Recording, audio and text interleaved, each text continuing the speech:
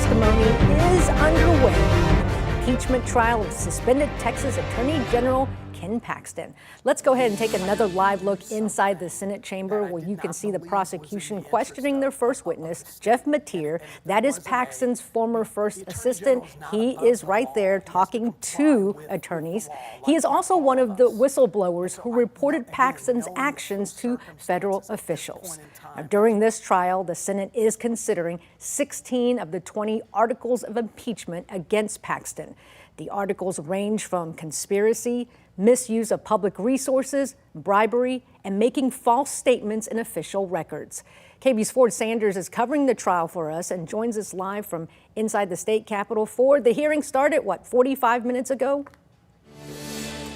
Absolutely right. It did, Jenny, because of most likely things happening behind closed doors. And yesterday's proceedings actually ended pretty abruptly because Lieutenant Governor Dan Patrick started to consider a motion on whether conversations between Paxton and his former staff were privileged or not because they're attorneys. Well, Paxton's former first assistant, Jeff Mateer, one of the 8 whistleblowers, returned to the stand this morning, doubling down on his distaste of AG Paxton and Nate Paul's relationship and telling jurors about the warnings he gave Paxton to stay away from Paul. Mateer then spoke directly to one of the articles against Paxton, saying after the staff of the AG's office wrote an opinion to allow foreclosure sales during the pandemic, Paxton made them rewrite it, reversing their decision. House managers have said this was to stop the sale of some of Paul's properties.